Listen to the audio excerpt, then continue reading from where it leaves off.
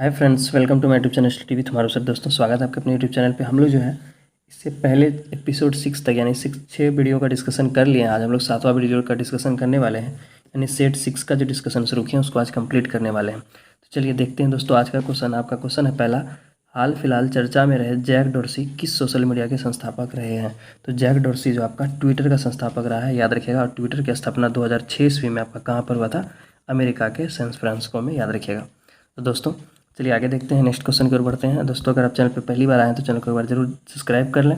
और ये अगर आपका पहला वीडियो है तो इस वीडियो को कंप्लीट करने के बाद आप जो है इसी की तरह 6 वीडियो अपलोड हो चुका है बिहार टीचर के बहाली के लिए, बहुत ही महत्वपूर्ण है। उसको देखिए। अभी आप ये नहीं सोचना है कि क्वेश्चन नंबर 52 से शुरू हुआ है। ये आपको ये देखना है कि क्वेश्चन नया है, 52 से शुरू हुआ है, इसलिए कि इससे पहले वाला 1 से 50 तक हम लोग जो है डिस्कस कर चुके हैं इसका 6ठा वीडियो में। तो ये 7वां वीडियो है। तो चलिए देखते हैं उसका नेक्स्ट क्वेश्चन। और आपका कि वर्ष 2023 में नई दिल्ली में आयोजित जो हुआ 74वें गणतंत्र दिवस जो हम लोग मनाए इस बार, उसका मुख्य अतिथि कौन था? उसका मुख्य अतिथि आपका अब्दुल फतेह अल सीसी था, जो कि मिस्र के कौन है? राष्ट्रपति हैं। नेक्स्ट है फेल्ड स्टेट पुस्तक के लेखक कौन है? देखिए, फेल्ड स्टेट पुस्तक के लेखक नोम चॉम्स्की थे, जो अमेरिका के बारे में लिखा था, याद रखिएगा। आगे 54 है आपका कि एंड्रॉयड 13 का नाम क्या है? देखिए, एंड्रॉयड 13 का जो हालिया वर्जन शुरू हुआ है उसका नाम क्या है? तो इसका जो है टेक्निकल नेम जो आपका क्या है? तिरामिसू है, याद रखिएगा। आगे है निम्नलिखित में से किसे दुनिया का कहवा पतन यानी कॉफ़ी पोर्ट कहा जाता है, यानी कॉफ़ी बंदरगाह किसे कहा जाता है? तो याद रखिएगा, सेंटोस बंदरगाह को जो है कॉफ़ी बंदरगाह कहा जाता है, जो आपका कहाँ पर है? ब्राज़ील में है। और अपना भारत में जो है, याद रखिएगा, भारत में जो है सबसे ज़्यादा आपका कॉफ़ी का उत्पादन कहाँ होता है? कर्नाटक राज्य में होता है। चलिए आगे देखते हैं, भारत के थल सेना कितने कमानों में संगठित की गई थी? भारतीय थल सेना को टोटल अभी 7 कमान है, याद रखिएगा, जिसमें आपका कमान का नाम है 6 जो आपका परिचालन कमान है, 1 प्रशिक्षण कमान है जो सिर्फ प्रशिक्षण देता है, 6 में आपका चारों दिशा से, याद रखिएगा, जैसे पूर्वी कमान, पश्चिमी कमान, उत्तरी कमान, दक्षिणी कमान, और एक कमान आपका क्या हो गया? मध्य कमान, याद रखिएगा। चलिए आगे देखते हैं, नेक्स्ट क्वेश्चन है कि 57 नंबर का Indian institute of tropical metrology संस्थान का मुख्यालय कहाँ है, जो मौसम संबंधित बारे में बताता है? तो याद रखिए आपका कहाँ है? पुणे में है। चलिए आगे देखते हैं, ये 1962 में ही स्थापित की गई थी, याद रखिएगा। चलिए आगे देखते हैं दोस्तों, आगे है 58 नंबर की ओर पढ़ते हैं हम लोग। 58 नंबर क्वेश्चन है कि जल में उपस्थित तेल छत्रों का पता लगाने के लिए किस मापक यंत्र का प्रयोग किया जाता है? तो ये जल में उपस्थित जो है किसका उपयोग किया जाता है? तो जल में उपस्थित यानी कि जल में उपस्थित तेल छत्र का पता लगाने के लिए ग्रेमीमीटर का उपयोग किया जाता है, याद रखिएगा। इसको अच्छा से ध्यान रखिएगा। आगे है प्रदूषण के अध्ययन में एसपीएम किसे निर्देशित करता है? तो ये एसपीएम का फुल फॉर्म क्या होता है? एसपीएम का फुल फॉर्म होता है सस्पेंडेड पार्टिकुलेट मैटर, याद रखिएगा। जो सस्पेंडेड पार्टिकुलेट मैटर है उस एसपीएम का फुल फॉर्म होता है, यानी वो उसी को निर्देशित करता है। आगे है नेसेट का संसद का नाम है, यानी नेसेट को किस संसद का नाम है? याद रखिएगा, नेसेट जो है आपका इजराइल के संसद को हम लोग नेसेट कहते हैं, और ईरान के संसद को मजलिस कहा जाता है, याद रखिएगा, मजलिस ईरान के संसद को। और आपका कंबोडिया और जो ये है फ्रांस है, इन सभी के संसद को क्या कहा जाता है? नेशनल असेंबली कहा जाता है, याद रखिएगा। चलिए आगे है बिहार के किस व्यक्ति को पद्मश्री 2023 दिया गया? देखिए, पद्मश्री 2023 किसको दिया गया है? तो 61 नंबर का आंसर हो जाएगा आपका ऑप्शन डी। 61 नंबर का आंसर हो जाएगा आपका ऑप्शन डी, उपयुक्त के सभी। देखिए, सुश्री देवी जो है सुभद्रा देवी, इसको कला में, आनंद कुमार जो पटना के हैं, याद रखिएगा, उसे साहित्य और शिक्षा में, कपिल देव प्रसाद को कला के क्षेत्र में, ये जो कि नवादा जिला के हैं, याद रखिएगा। चलिए आगे देखते हैं 62 नंबर का कि पूर्वोत्तर भारत में मीठे पानी का सबसे बड़ा झील। देखिए, भारत का नहीं बल्कि पूर्वोत्तर भारत बोल रहा है, तो पूर्वोत्तर भारत का मीठे पानी का सबसे बड़ा झील आपका कौन है? लोकटक झील है, जो कहाँ पर आपका? मणिपुर है, यहीं पर मणिपुर में है, यहीं पर जो है डांसिंग डियर पाया जाता है, याद रखिएगा। चलिए 63 की ओर बढ़ते हैं। 63 का है संगाई ब्रोएंटल्ड हिरन एक स्थानिक दुर्लभ और लुप्त प्राय उपप्रजाति है, ये किस राज्य में पाया जाता है? बस वही हिरन के बारे में बोल रहा है। ये कौन सा हिरन पाया जाता है? कहाँ पाया जाता है? मणिपुर में। मणिपुर के कौन सा झील में? तो लोकटक झील में, याद रखिएगा।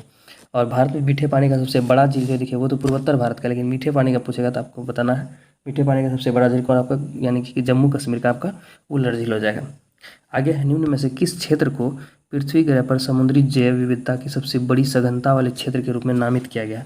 जो पृथ्वी पर सबसे बड़ी क्या कहता है आपका समुद्री जैव विविधता है जहाँ पर, तो 64 नंबर का आंसर है आपका ऑप्शन ए, राजा अम्पेट इंडोनेशिया वाले क्षेत्र को कहा गया, चिन्हित किया गया ऐसा 64 नंबर का। 65 की ओर बढ़ते हैं, सिक बिल्डिंग सिंड्रोम जिसको SBS किस घटना का वर्णन करता है?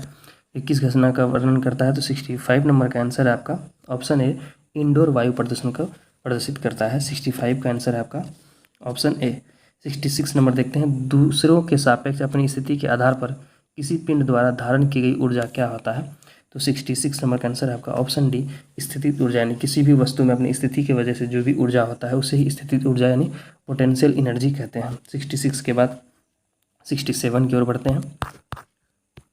आगे है कि एक सिंचाई प्रणाली में उर्वरकों, मिट्टी संशोधनों और अन्य पानी में घुलनशील उत्पादों के अंतक्षेपण को क्या कहा जाता है?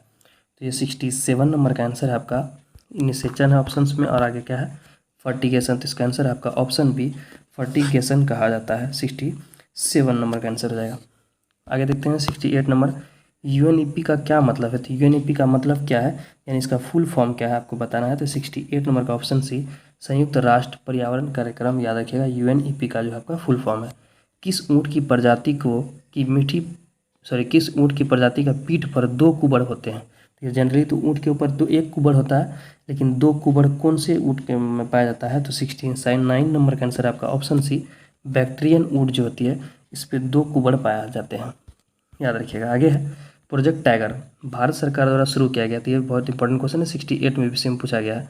एक बाघ संरक्षण कार्यक्रम है जो बंगाल के बाघों के उनके प्राकृतिक आवासों में एक व्यवहार आबादी सुनिश्चित करता है, उन्हें विलुप्त होने से भी बचाता है। इसे किस वर्ष लॉन्च किया गया? देखिए बाघ संरक्षण जो आपका 1973 ईस्वी में किया है। याद रखिएगा 70 का आंसर आपका ऑप्शन ए हो जाएगा। और बंगाल टाइगर यही जो हम लोग का क्या होता है जानते हैं? भारत का राष्ट्र पशु क्या आपका बाघ है, जिसे हम लोग बंगाल टाइगर के नाम से भी जानते हैं। आगे है भारत के पहले राष्ट्रीय उद्यान का नाम क्या? देखिए भारत का पहला राष्ट्रीय उद्यान आपका हेली राष्ट्रीय उद्यान है, हेरी नेशनल पार्क। याद रखिएगा 71 का आंसर आपका ऑप्शन डी हो जाएगा। अभी फिलहाल इसका नाम बदला हुआ। आगे है मॉन्ट्रियल प्रोटोकॉल। देखिए मॉन्ट्रियल प्रोटोकॉल की पहली बैठक निम्नलिखित में से किस स्थान पर आयोजित की गई थी? देखिए मॉन्ट्रियल प्रोटोकॉल जो है ओजोन परत के संरक्षण के लिए बुलाया गया था, और इसकी पहली बैठक जो है आपका कहाँ हो जाएगी? ऑप्शन 72 नंबर का ऑप्शन बैंकॉक में किया गया था। इसका आंसर आपका ऑप्शन सी हो जाएगा 72 का बैंकॉक या हेलेंस्की। इसका आंसर आपका हो जाएगा कि हेलेंस्की, इसको लेके थोड़ा सा कन्फ्यूजन है, बैंकॉक या हेलेंस्की, आप लोग हेलेंस्की याद रखिएगा। आगे है ऊर्जा में किस रूप में प्रदूषण की समस्या नहीं होती है? ऊर्जा की किस रूप में प्रदूषण की समस्या नहीं होती? देखिए कोयला, परमाणु, पेट्रोलियम, इस सभी से तो प्रदूषण होगा, लेकिन एक ही जो आपका सौर ऊर्जा उसमें प्रदूषण नहीं होता है, इसलिए इसका आंसर क्या हो जाएगा आपका ऑप्शन डी, सौर ऊर्जा। आगे है मानव गतिविधियों से परिवर्तित पर्यावरण कहलाता है। मानव गतिविधियों से परिवर्तित पर्यावरण क्या कहलाता है? तो 74 नंबर का आंसर आपका ऑप्शन बी, 74 का आंसर हो जाएगा आपका ऑप्शन बी, और ऑप्शन बी है आपका एंथ्रोपोजेनिक पर्यावरण। आगे है औद्योगिक मलबे से सर्वाधिक रासायनिक प्रदूषण होता है। औद्योगिक मलबे से सर्वाधिक रासायनिक प्रदूषण किसमें होता है? चमड़ा उद्योग में। याद रखिएगा औद्योगिक मलबे से सर्वाधिक रासायनिक प्रदूषण होता है किससे?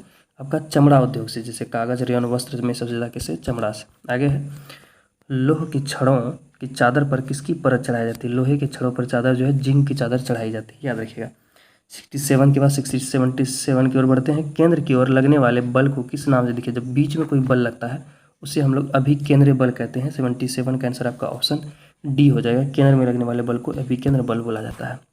आगे है न्यूटन के तीसरे नियम के अनुसार क्रिया तथा प्रतिक्रिया से संबंध बल किससे संबंधित ये बल है? तो 78 नंबर का आंसर है आपका ऑप्शन सी, हमेशा भिन्न वस्तुओं पर लगे होने चाहिए, दिशा समान होनी चाहिए।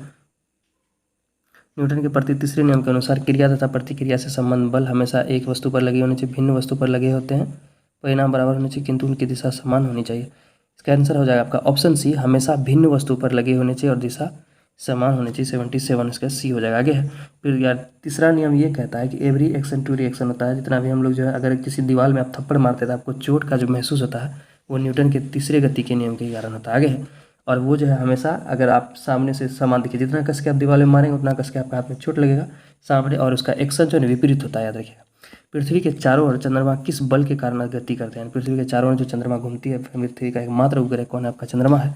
तो किस कारण घूमता है? तो गुरुत्वाकर्षण बल के कारण। याद रखिएगा इसका आंसर ऑप्शन बी हो जाएगा।